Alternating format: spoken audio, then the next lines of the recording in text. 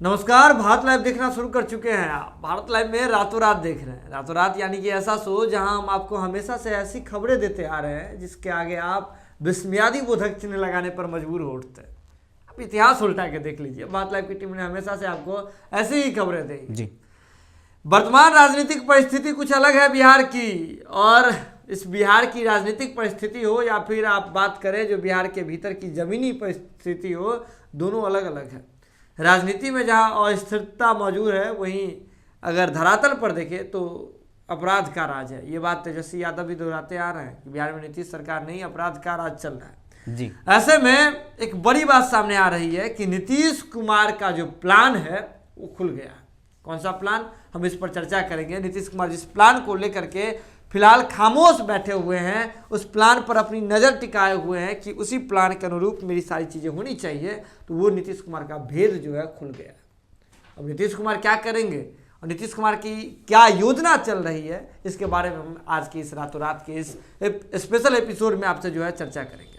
तो हमारे साथ जो है मौजूद हैं विशाल यादव जी मौजूद हैं। लगातार आप इन्हें जो है पटना की सड़कों पर देखते होंगे, विभिन्न कार्यालय जो अलग अलग जो पार्टी के कार्यालय हैं वहाँ आप इन्हें देखते होंगे, इनसे रूबरू होते होंगे।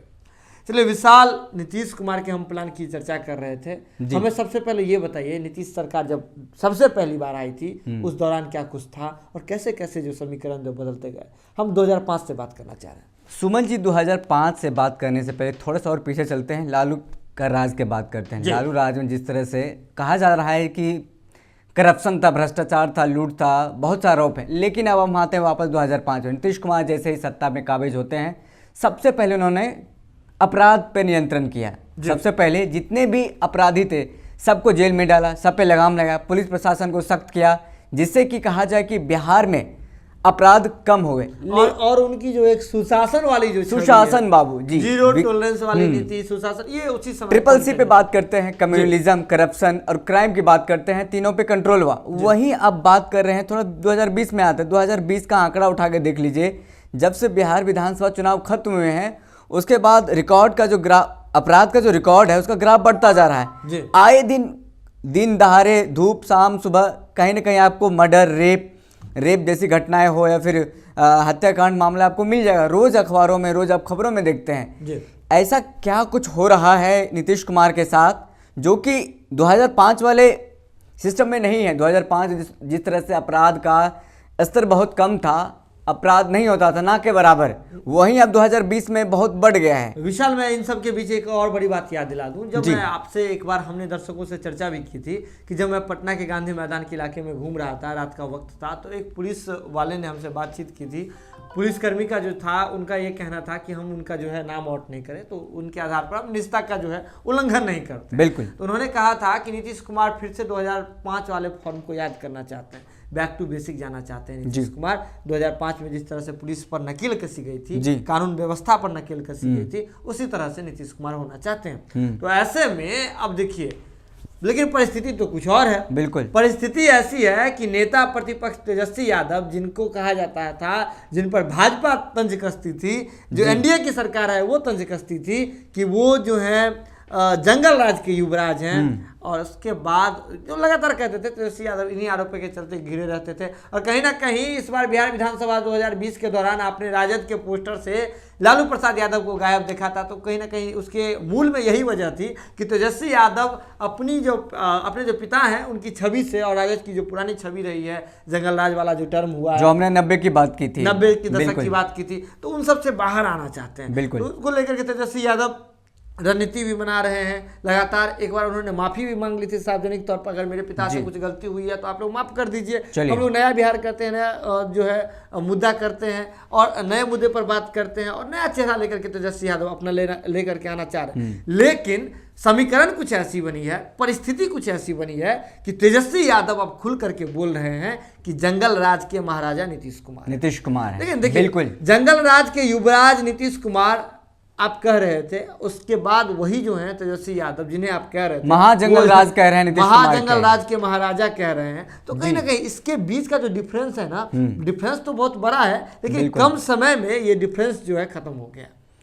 बिहार विधानसभा चुनाव में जो नतीजे आए हैं नीतीश कुमार के पक्ष में नहीं है, आपको तो बिल्कुल पता होगा, दर्शकों को भी पता है। जी। 43 सीटें आई। 2015 की बात करें तो 70-71 सीटें थी, सत्ता में काबिज थे, बड़े भाई की भूमिका में थे। जी। भले ही बीजेपी के साथ गए लेकिन फिर भी दमखम रखते थे, सत्ता में थे और बड़े भाई भूमिका में थे। लेकिन इस बार ऐसा क्या हो गया कि नीतीश कुमार का जनता ने साथ छोड़ दिया जी। और 43 सीट पे ला दिया, और कहीं न कहीं इसी चीज को साधने के लिए और कहीं ध्यान नहीं लगा पा रहे हैं, और राजनीति में किस तरह से उसकी पैठ जमती रहे, किस तरह से शक्ति संचय की बातें कर रहे हैं। जैसे कि हमारे संपादक रमन मिश्रा भी बात करते हैं, बिल्कुल। नीतीश कुमार अपनी कुर्सी को लेकर के और अपनी छवि को लेकर के बेहद बहुत संजीदा है। लेकिन छवि बाद में आएगी, छवि कब आपको जरूरत पड़ेगी? देखिए, जब आपका पेट भरा रहेगा तब तो आपके वस्त्र, आपके शरीर पर कौन सा कपड़ा है या कैसे आप क्या किस कार में चलते हैं वो आप देखेंगे ना। तो बेसिक चीज होती है पेट। तो जब आप कुर्सी आपके पास रहेगी तब उसके बाद आपकी छवि की आपको चिंता होगी। तो नीतीश कुमार क्या कर रहे हैं, जो अपने छवि के लिए भी जाने जाते हैं, अपनी कुर्सी के लिए भी जाने जाते हैं, राजनीतिक जो माहौल है उसमें विपक्ष के लोग कभी कभी उन्हें कुर्सी कुमार भी कहते हैं। बिल्कुल, नीतीश यादव कुर्सी कुमार कहते रहते हैं, उनको कुर्सी कुमार हैं, पलटू राम है, पलटू चाचा है, लगातार चाचा है तो पलटू चाचा कहते हैं। चलिए, तो ऐसे में हम ये कह रहे थे कि नीतीश कुमार, देखिए इस बार जो कुछ भी बिहार विधानसभा चुनाव 2020 के बाद जो कुछ भी समीकरण सामने आए, नीतीश कुमार को इतनी सीटों की जो है नुकसान झेलनी पड़े। ऐसे में नीतीश कुमार इन सभी बातों को लेकर के पूरा जो मामला है उस पर नीतीश कुमार लगे हुए हैं। नीतीश कुमार ये बात चाह रहे हैं कि किस तरह से जो खुद का जो अपना जो स्टैंड है उससे मजबूत, हाँ, उसे जो है मजबूत प्रदान किया जाए, उसे जो है मजबूत किया जाए। ऐसे में नीतीश कुमार, देखिए आपको याद होगा कि उपेंद्र कुशवाहा से मिलते हुए नजर आए थे जी। उसके बाद सब ये कयास लगा रहे थे कि नीतीश कुमार और उपेंद्र कुशवाहा साथ आकर के एक बार फिर से राजनीतिक जमीन को मजबूत करते हुए नजर आएंगे, लव कुछ समीकरण को साधते हुए नजर आएंगे। लेकिन अंततोगत्वा कुछ मायनों को लेकर के, कुछ बातों को लेकर के ये समीकरण अभी तक जो है नहीं बना। कुशवाहा तो आए जदयू में, लेकिन कुशवाहा के रूप में उमेश कुशवाहा जो जदयू के ही नेता थे उन्हें नीतीश कुमार ने पदभार दे दिया। अब देखिए, नीतीश कुमार अपनी कुर्सी को लेकर के बहुत ज्यादा कंसस हैं और चाह रहे हैं कि ये अनस्टेबिलिटी जो हो गई है, यानी कि अस्थिरता जो कुर्सी को लेकर के बन गई है, कुर्सी जो डगमगा जाती है, इसे कैसे मजबूत किया जाए। इसलिए भी ये जरूरी है क्योंकि भाजपा के नेता, जो भाजपा उनके साथ रहती है, एक गृह विभाग नीतीश कुमार के साथ है, लेकिन पास है, लेकिन भाजपा के लोग उस पर तो लगातार हमलावर हो रहे हैं। मतलब भाजपा, हम आपके साथ हैं विशाल, और अगर आपको हमको चलना सिखाना है, हम आपके साथ ही हैं, लेकिन हम आपको ऐसे ऐसे पटक रहे हैं, तो ये साथ। सुमन जी, आपको मैं एक बात याद दिला दूं, बीजेपी के छेदी पासवान है, लगातार उन्होंने सवाल उठाया, सांसद सवाल उठाया, लगातार तमाम जो कहे नेता बीजेपी के, नहीं क्या संजय सरावगी की बात कर रहे हैं, चाहे संजय जायसवाल की बात कर लीजिए, अजय निषाद की बात कर लीजिए, यहाँ तक कि डिप्टी सीएम जो नीतीश कुमार के साथ रहती है, रेणु देवी, उन्होंने भी सवाल उठाया। एक और इम्पोर्टेंट है, एमएलसी है संजय पासवान है, तो गृह विभाग छोड़ने तक की बात करते हैं, नीतीश कुमार छोड़ दें। और उसी के बाद देखिए, ये जो अमित सुहानी गृह सचिव थे 15 सालों से, उसके बाद उनको हटाया गया। तो नीतीश कुमार कहीं ना कहीं, देखिए, भाजपा से तो असहज महसूस कर ही रहते हैं, हमारे संपादक नमन मिश्रा इस बातों का लगातार चर्चा करते रहते हैं, बिल्कुल। लेकिन कहीं ना कहीं नीतीश कुमार राजनीतिक जमीन तलाश रहे हैं। राजनीतिक जमीन तलाशने के क्रम में ही वो अलग अलग विभागों पे ध्यान दे रहे हैं, पर्यटन पे, कैसे फिर भागलपुर के खेतों में घूमने चले गए, अलग अलग चीज कर रहे हैं। तो ऐसे में नीतीश कुमार अभी सबसे ज्यादा अगर कहीं कंसंट्रेट है, तो जिस तरह से जदयू के भीतर वो कमान बदल रहे हैं, आरसीपी सिंह के हाथों कमान दे रहे हैं, उमेश कुशवाहा के हाथों कमान दे रहे हैं, खुद जो है पद, बहुत सारे इंपोर्टेंट महत्वपूर्ण पद जो है छोड़ रहे हैं, ये कह रहे हैं कि मुख्यमंत्री बने तक की इच्छा नहीं है, लेकिन कह तो दी उन्होंने, लेकिन भीतर जा करके वो सिंपैथी वोट बटोर करके, बिल्कुल, और सिंपैथी लोगों की बटोर करके, अपने पार्टी के कार्यकर्ताओं की बटोर करके, वो नीतीश कुमार चाह रहे हैं कि किस तरह से अपनी कुर्सी का जो पौवा है, मतलब पाया जो है, राजनीति में सर्वाइवल बहुत इंपॉर्टेंट रखता है, सर्वाइवल के लिए नीतीश कुमार जो है लगातार दमखम लगाए हुए हैं। और कहीं ना कहीं जब भाजपा उस क्राइम पर सवाल उठा रही है, ये सारी चीज़ों पर सवाल उठा रही है, लगातार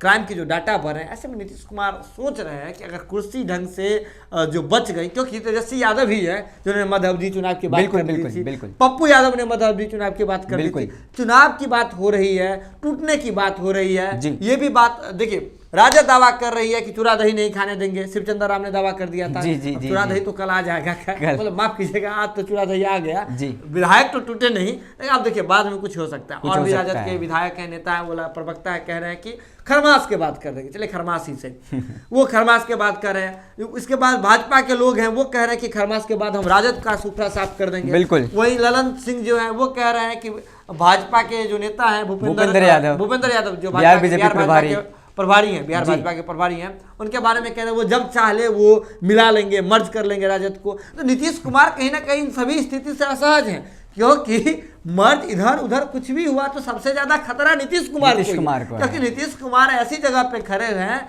जो स्टेबल नहीं है। मतलब जमीन तो है लेकिन पहाड़ वाला जमीन है, वहाँ पत्थर है, ऊंचा है, नीचा है। तो ऐसे में आप कुर्सी जो चेयर पर माफ कीजिएगा, जो चौपाया कुर्सी होता है उससे 4 पांव पे होता है, जो 4 पांव पे जो कुर्सी होता है उसको आप ढंग से स्टेबल करके एक सरफेस पर, एक प्लेन पर टिका के नहीं रख सकते हैं। तो नीतीश कुमार ऐसी स्थिति में वो देख रहे हैं कि कहीं भी अगर हलचल होती है पायों के नीचे में तो सबसे बड़ा जो डर है उनकी कुर्सी पर है, झटका नीतीश कुमार की कुर्सी पर लगने तो नीतीश कुमार लगातार क्राइम वगैरह बढ़ रहे हैं, उस पर एक आदेश तो दे रहे हैं, समीक्षा बैठक कर रहे हैं, लेकिन नीतीश कुमार का जो पूरा फोकस है वो अपनी कुर्सी को बचाने पर है और अपनी कुर्सी को मजबूती प्रदान करने पे है। इसीलिए वो अपराध नियंत्रण पर 2005 जैसे ध्यान नहीं दे पा रहे हैं। जी, तो कहीं ना कहीं आज के रातों रात में बस इतना ही नीतीश कुमार ही है जो अगर चाह ले तो 2005 को दोहराया जा सकता है। नीतीश कुमार, एक होता ना कि जब हनुमान जी जब उड़ना जो है, जब समुद्र पार लांग करके उधर जाना था तो हनुमान जी को और जो वानर सेना है उन्होंने याद दिलाया था